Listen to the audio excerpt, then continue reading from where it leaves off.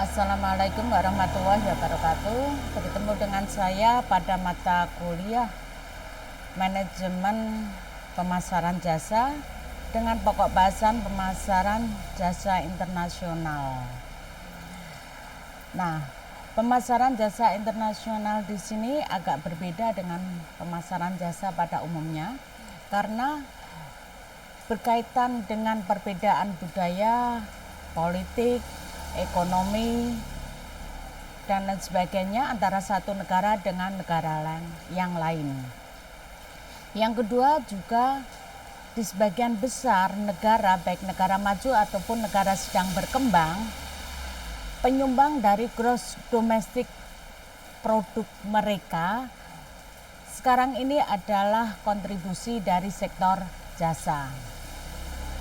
Sementara aktivitas sektor jasa di negara maju dengan negara sedang berkembang itu agak berbeda. Kalau negara maju sebagian besar itu sektor jasa dikembangkan menggunakan teknologi-teknologi yang lebih tinggi. Berbeda dengan negara sedang berkembang itu lebih ke pemakaian teknologi yang lebih sederhana. Faktor pemicu dari internasionalisasi jasa ada beberapa. Yang pertama yaitu kaitannya dengan tingkat firm level driver atau tingkat perusahaan yang mendorong untuk internasionalis jasa. Yang pertama yaitu untuk mencari pasar baru karena di dalam negeri sudah jenuh atau ingin meluaskan pasarnya ini ya, sehingga mereka akan mengekspor. Yang kedua yaitu mengikuti klien.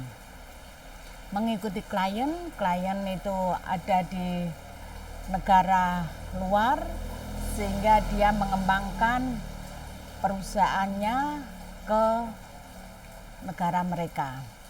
Kemudian tekanan pasar domestik, persaingan semakin ketat sehingga dia mencari pasar yang lebih luas. Kemudian pesaing melakukan ekspor sehingga kita mengikuti pengembangan ekspor produk kita. Kemudian membangun keahlian atau inovasi baru yang dikembangkan oleh negara luar yang semakin biasanya negara maju dengan teknologinya yang lebih tinggi. Melakukan preemptive strike atau serangan pendahuluan ini. Di sini biasanya perusahaan itu memasuki suatu negara atau mengembangkan produk barang maupun jasanya ke negara yang baru di mana persaingannya masih bisa dikatakan masih rendah ini. Biasanya perusahaan-perusahaan hotel atau apa yang bertaraf internasional gitu ya. Kemudian adanya pesanan yang tidak terduga. Sementara dalam tingkatan industri meliputi 5 faktor utama, yaitu adanya persaingan yang ketat di dalam negeri sehingga mendorong untuk keluar. Kemudian untuk mencari pasar baru yang lebih luas, untuk penggunaan teknologi yang lebih modern, atau karena faktor biaya. Biasanya di sini biaya produksinya itu lebih rendah sehingga perusahaan melakukan internasionali dari produk mereka, produk jasa mereka. Kemudian tekanan pemerintah sehingga mereka melakukan internasionalisasi dari usahanya ini. Dan ini bisa merambah baik misalkan jasa perhotelan, jasa kesehatan, rumah sakit, pendidikan, itu sudah banyak yang melakukan karena faktor-faktor tersebut. Sementara pengaruh 5 faktor utama tersebut berbeda-beda untuk setiap jenis jasa.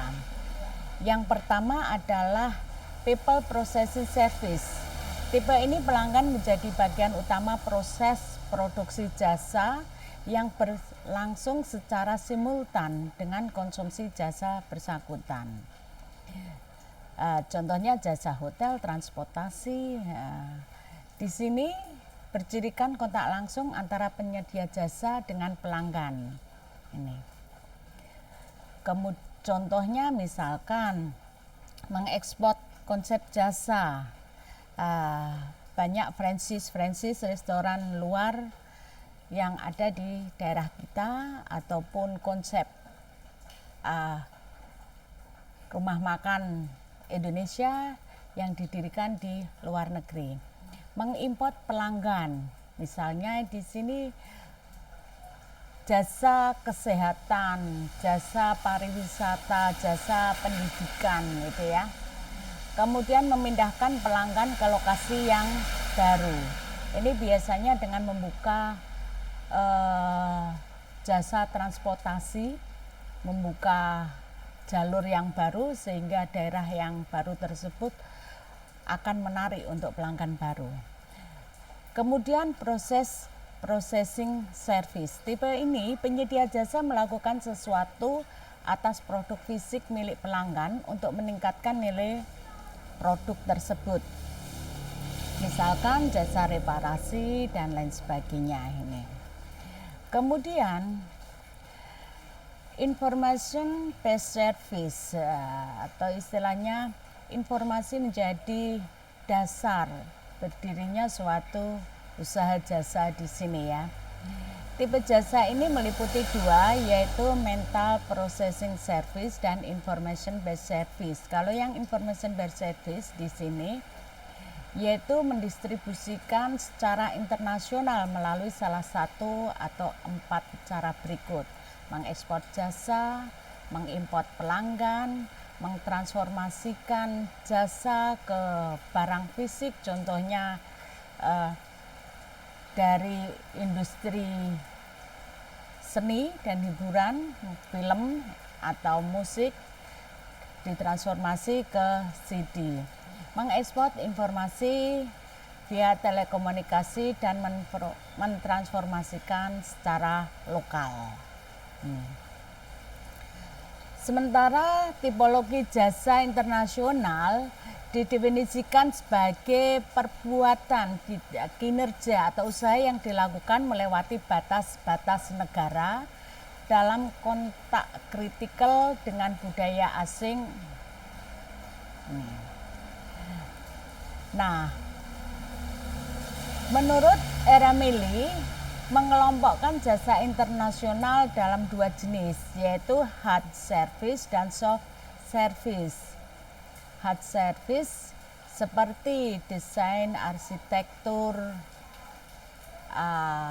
teknologi-teknologi ya, pendidikan, asuransi jiwa dan musik. Sementara yang soft service contohnya adalah restoran, rumah sakit, laundry, dan hotel. Ini. Kemudian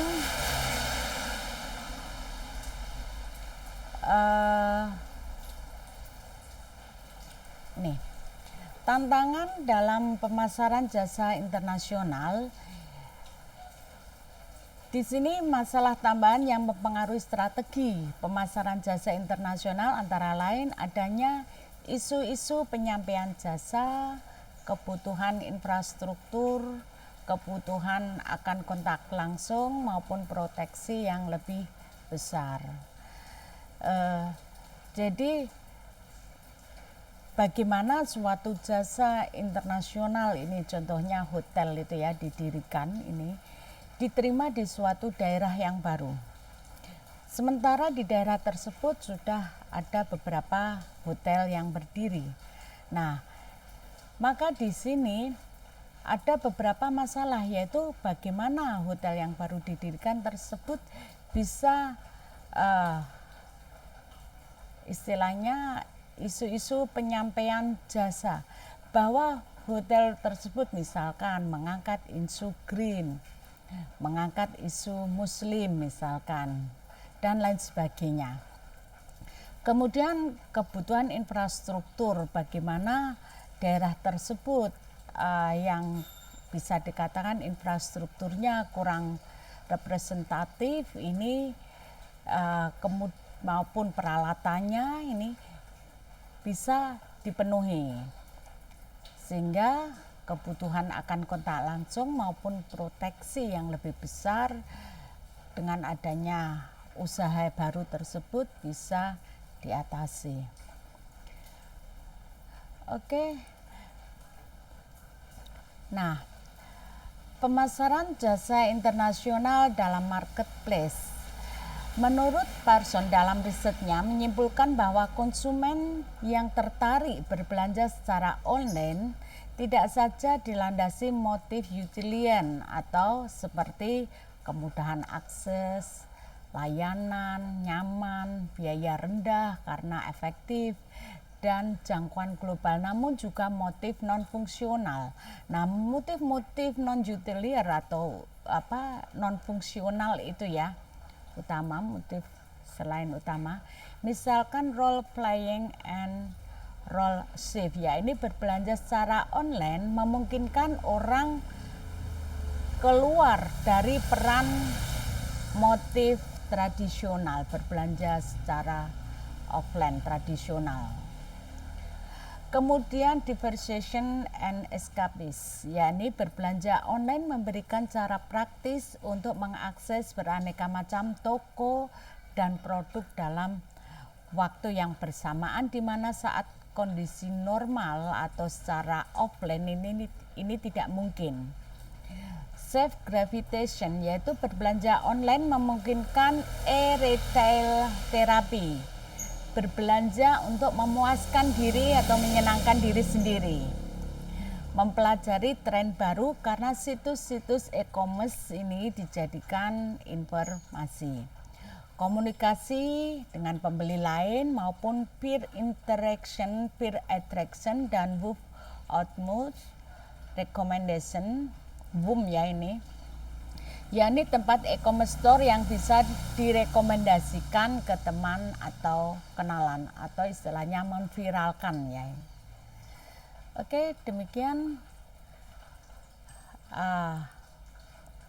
Oh ya, ini tambahan sedikit. Menurut hasil penelitian temuan dari Dan and Dan ini ada 8C dalam konteks online retailing atau yang biasa juga disebut kadang elektronik e-tailing. E-tailing ini adalah elektronik retailing atau biasanya B2C ya. Nah, yang perlu diperhatikan meliputi konten atau isi situs, convenient, kemudahan, customer care, layanan, pelanggan, communication, daya atau bagaimana respon ini ya dengan customer, community itu pengelompokan untuk selera produk jasa yang sesuai, yang sama, connectivity atau koneksi dengan situs pendukung, dan customization atau layanan yang lebih ke selera custom atau pelanggan.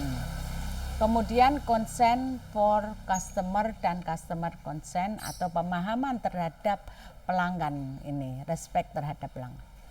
Oke, materi ini bisa dibaca lebih mendalam dari buku Pemasaran Jasa Pandi Ciptono ya. Oke, terima kasih dan wassalamualaikum warahmatullahi wabarakatuh.